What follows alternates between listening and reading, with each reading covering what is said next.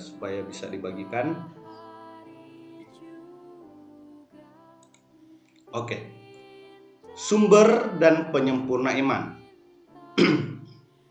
Maka aku menasihatkan engkau supaya engkau membeli daripadaku emas yang telah dimurnikan dalam api, agar engkau menjadi kaya, dan juga pakaian putih, supaya engkau memakainya, agar jangan kelihatan ketelanjanganmu yang memalukan.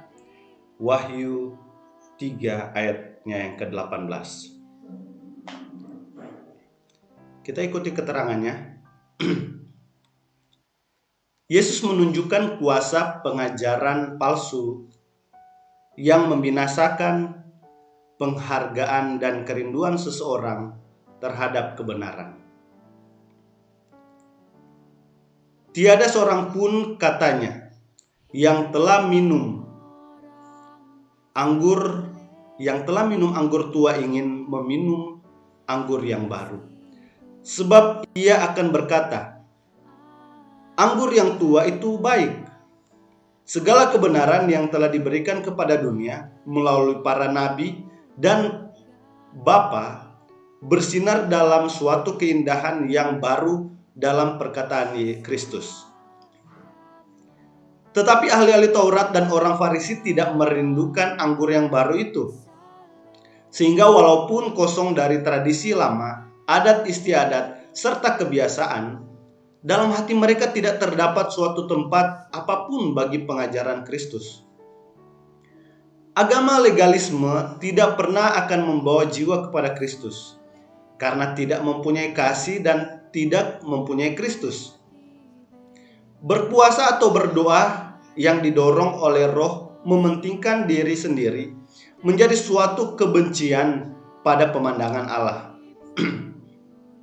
Perkumpulan perbaktian yang tekun, ucapan-ucapan agama bersama, kerendahan hati secara lahir, korban yang mengesankan, itu semua menyatakan bahwa orang yang berbuat perkara-perkara itu menganggap dirinya sebagai seorang yang suci dan berhak masuk dalam kerajaan surga. Tetapi semuanya itu adalah suatu penipuan belaka. Perbuatan kita sendiri tidak dapat membeli keselamatan dalam bentuk apapun. Sebagaimana pada zaman Kristus, begitu pula pada zaman ini. Orang-orang Farisi tidak mengetahui kekurangan kerohanian mereka. Kepada mereka itu datanglah pekabaran ini. Karena engkau berkata, aku kaya dan aku telah memperkayakan diriku, dan aku tidak kekurangan apa-apa. Dan karena engkau tidak tahu bahwa engkau melarat dan malang, miskin, buta, dan telanjang, maka aku menasihatkan engkau supaya engkau membeli daripadaku emas yang telah dimurnikan dalam api, agar engkau menjadi kaya, dan juga pakaian putih, supaya engkau memakainya, agar jangan kelihatan ketelanjanganmu yang memalukan. Dan lagi minyak untuk melumas matamu, supaya engkau dapat melihat. Wahyu 3 ayat 17 dan 18. Iman dan kasih adalah emas yang telah diuji di dalam api. Tetapi bagi kebanyakan orang, emas itu telah pudar, dan harta yang mewah itu telah hilang. Kebenaran Kristus bagi mereka itu bagaikan suatu jubah yang tidak dapat dipakai, suatu sumber air yang tidak dapat dijamah. Seorang harus mengosongkan dirinya sebelum ia dapat menjadi seorang pengikut Kristus, dalam arti yang sepenuhnya. Apabila diri itu disingkirkan, maka Tuhan dapat menjadikan seseorang suatu ciptaan yang baru. Kasih Kristus akan memberikan pada orang percaya itu suatu kehidupan yang baru. Di dalam diri orang yang memandang kepada sumber dan penyempurnaan dari iman kita, tabiat Kristus akan nyata. Dikutip dalam buku Alfa dan Omega jilid 5 halaman 295 dan 297 sampai 297. Kita renungkan lebih dalam. Sudahkah saya menyerahkan diri saya kepada Kristus agar saya dapat diperbaharui? Jadi pelajaran pada pagi hari ini lewat buku renungan pagi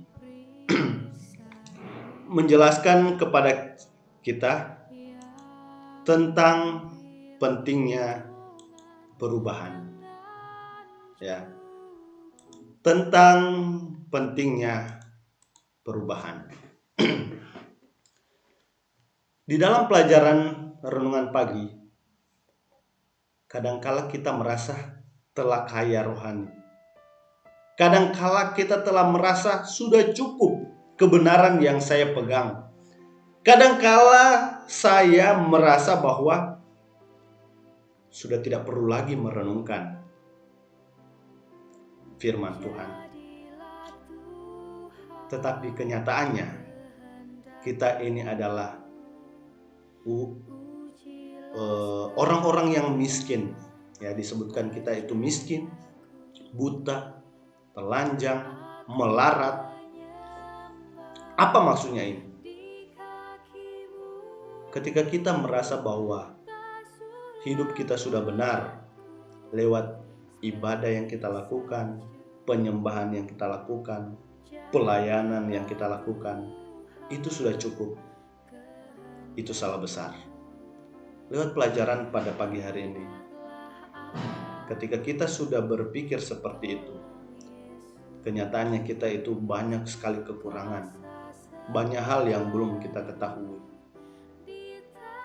Orang-orang Farisi, ahli-ahli Taurat, imam-imam di zaman Yesus, mereka tidak mempedulikan bahwa Yesus itu adalah juru selamat, Yesus itu adalah raja, karena mereka tahu bahwa Yesus yang akan datang adalah raja yang tidak mati di kayu salib. Sehingga mereka hanya mempercayai pelajaran yang dulu, iman yang dulu. Mereka tidak tahu ada pelajaran atau ada kebenaran yang baru yang harus mereka terima.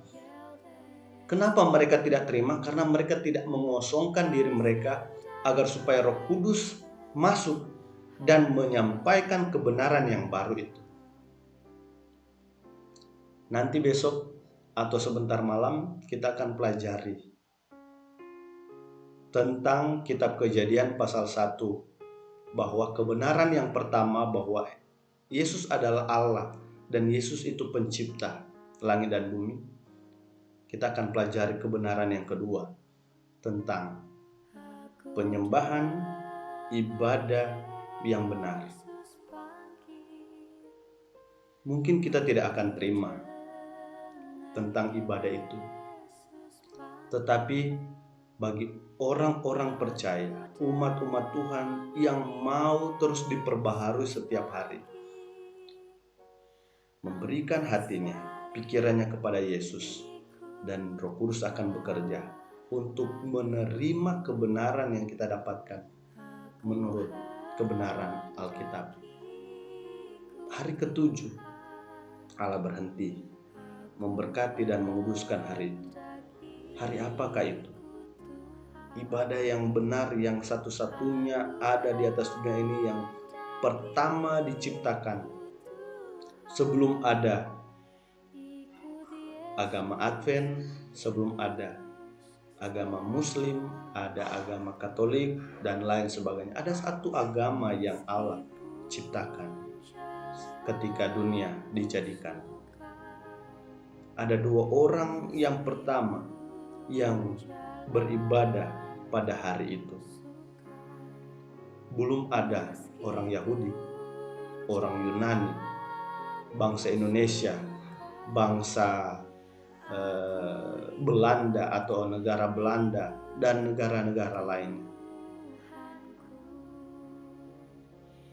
Pada saat ini kita diajarkan tentang bagaimana kita menerima kebenaran yang sesungguhnya hanya melalui Alkitab. Mari kita serahkan hidup kita kepada Tuhan untuk menerima setiap pekabaran, walaupun mungkin menyakiti hati kita, tetapi puji Tuhan itu Roh Kudus yang bekerja untuk menghancurkan hati kita yang lama dan menggantikan hati yang baru, yaitu hati Yesus Kristus yang dapat menuntun kita kepada kebenaran dan keselamatan. Tuhan Yesus memberkati kita semua. Kiranya firman Tuhan ini bisa menguatkan kita untuk tetap setia sampai Yesus datang pada kali yang kedua.